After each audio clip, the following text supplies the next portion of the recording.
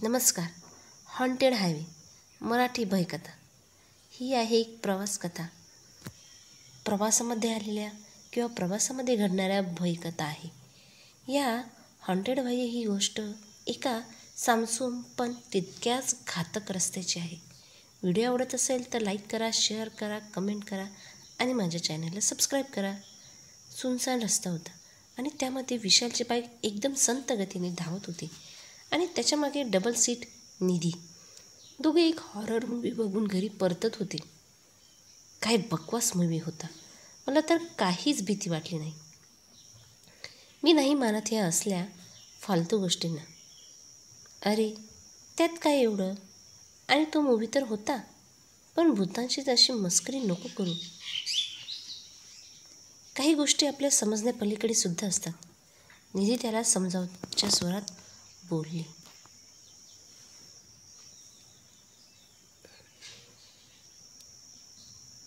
यावर विशाल मोठ्याने हसला आणि गाडी चालवत राहिला.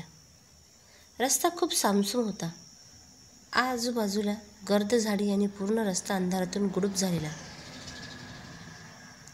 फक्त गाडीच्या हेडलाईटचा तेवढा प्रकाश होता. थोडे पुढे जातो तेच विशालला त्याची गाडी थोडी हलकी भासू लागली. त्याने वळून मागे बघितले तर त्याला आश्चर्यचकित होण्यापलीकडे दुसरं काहीच सुचलं नाही. पाठीमागेच्या सीटवर निधी नव्हतीच.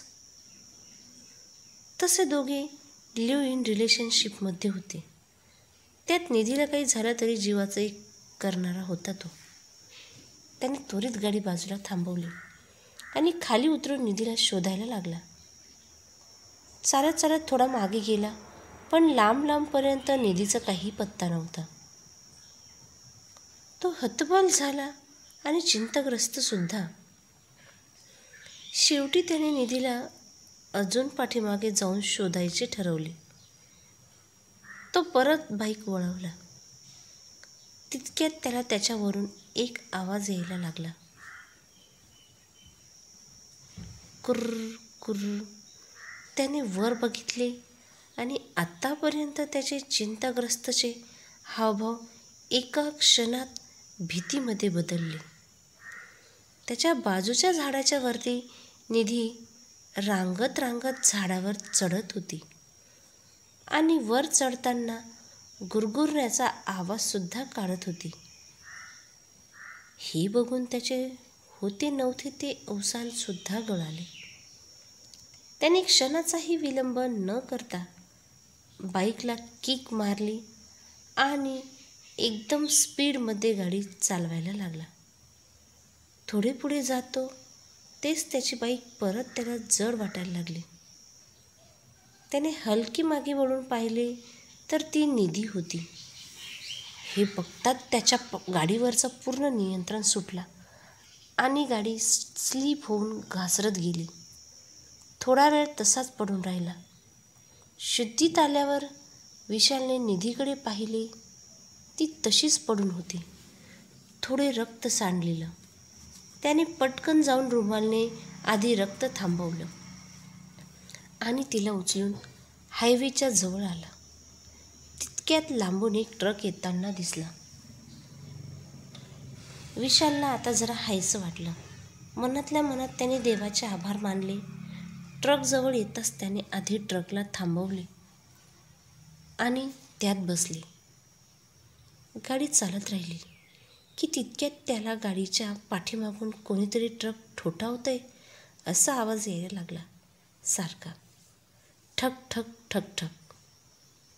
विशालने शेवटी न राहून ड्रायव्हरला विचारलं, हे कसला आवाज येतोय रे मगापासून? ड्रायव्हरने ट्रक थांबवला आणि जरा चिडतच बोलला, अरे साहब, वो हमारी बेबी है.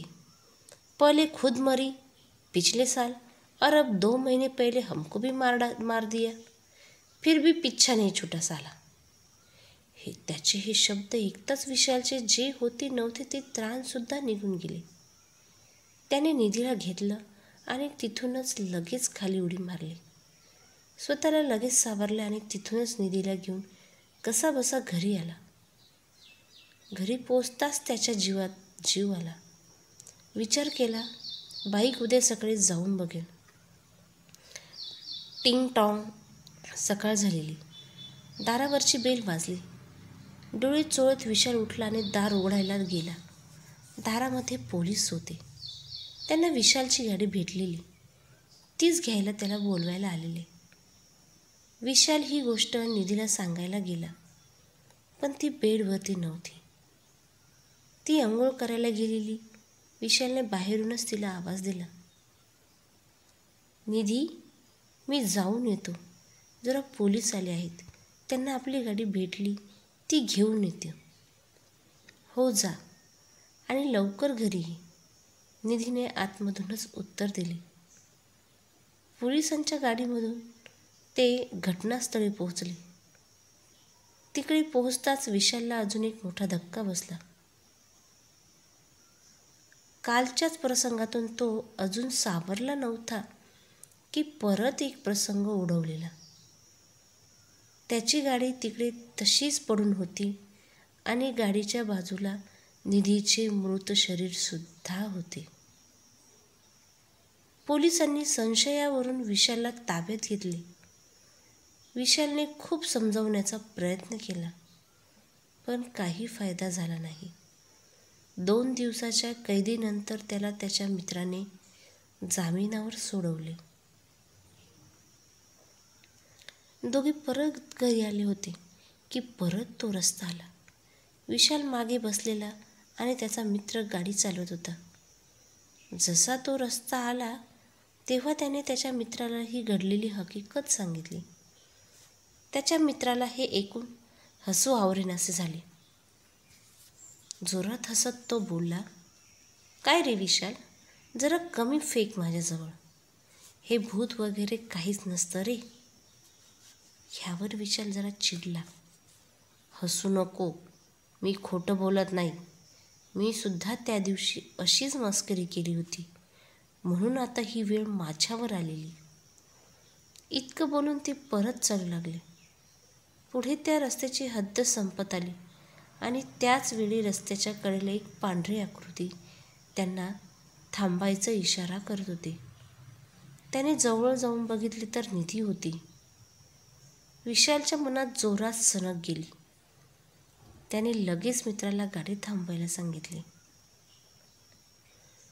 गाडी थांबवल्या दोघे खाली उतरले. विशालने मित्राकडे बघितले तर त्याचा चेहरा आता पूर्ण लालबंद झालेला, डोळे पांढरे झालेले.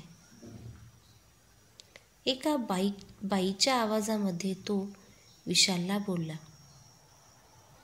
तुला बजावले होते ना मी की मस्करी नको करत जाऊ. तुझ्यामुळे माझा जीव गेला. हे इतकं ऐकणं बाकी होतं की विशालचे वाचण्याचे सर्व प्रयत्न अपयशी ठरत होते असं वाटत होतं. त्याने लगेच बाईक घेतली आणि तिकडूनच रिटर्न मागे गेला. थोडासाच पुढे गेला असेल की लागलीच त्याची बाईक बंद पडली. बाईक बंद पडली त्या रस्त्याच्या बाजूलाच एक टेम्पो होता. तो बाईक तशीच बाजूला ठेवून टेम्पोजवळ गेला. टेम्पो आतमधून लॉक होता. स्वतःच्या नशिबाला दोष देत विचार केला, टेम्पोच्या वरती जाऊन बसतो, तिकडे सुरक्षित तरी राहील आणि कुणी गाडी आली तर लिफ्टसुद्धा मागेल. लगेच तो टेम्पोच्या वरती बसायला गेला. थोडा वेळ जातो न जातो की तेच परत त्याच्यावरून आवाज यायला लागला, कुर्र कुर्र. त्याने परत वरती बघितले तर तिकडे निधी होती. आता मात्र ती पूर्ण रागामध्ये झाडावरून खाली उतरून विशालच्या जवळ येत होती.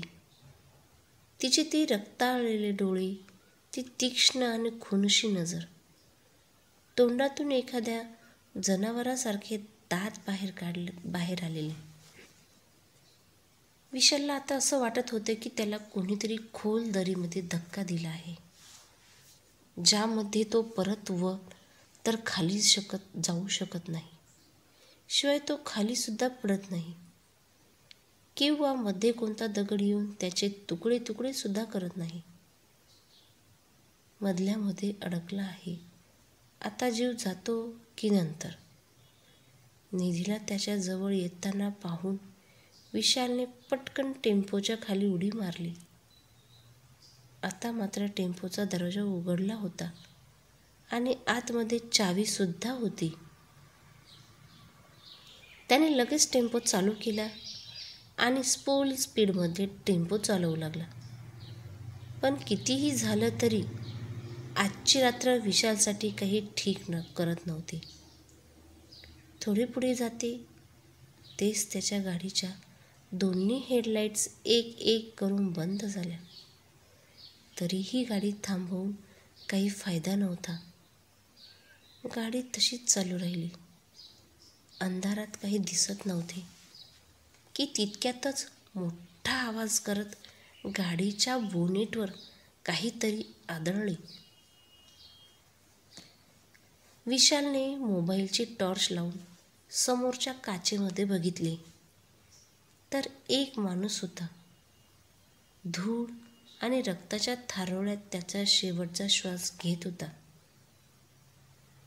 मोठा ॲक्सिडेंट झालेला विशालच्या गाडीतून आणि त्याच्यासमोर त्या माणसाने जीव सोडला.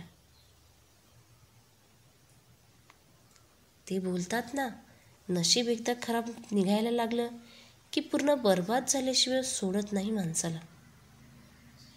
विशालसोबत सुद्धा हेच होत होते. तितक्यातच पोलिसांची गाडी राऊंड मारत त्याच्याजवळ येऊन थांबली. आता त्याच्यासमोर होते ते फक्त विशाल, त्याची टेम्पो आणि एक प्रेत. पोलिसांनी लगेच विशालला ताब्यात घेतलं आणि त्याच्या व्हॅनमध्ये बसवले. गाडी पुढे जातच होती की ही गाडीसुद्धा भर रस्त्यातच बंद पडली. खूप प्रयत्न करूनसुद्धा गाडी चालू होत नव्हती. तितक्यात विशाल जिकडे बसलेला त्याच्या साईडचा दरवाजा आपोआप उघडला गेला.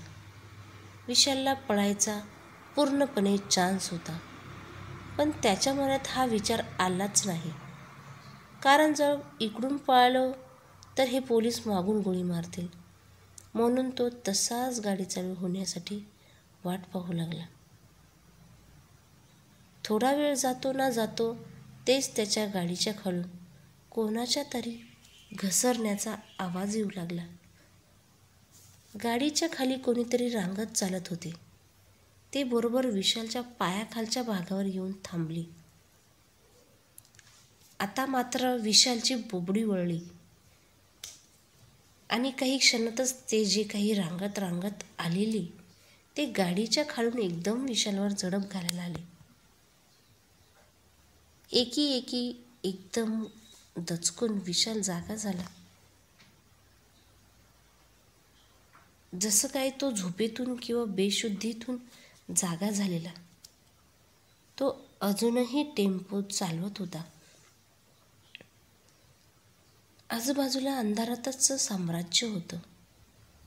समोरची काचसुद्धा तुटलेली की तेव्हाच टेम्पोच्या मागून ठकठक करण्याचा आवाज आला. त्याने समोरच्या मिररमधून मागे बघितलं तर पाठीमागे निधी त्याला हात हलवून निरोप देत होती.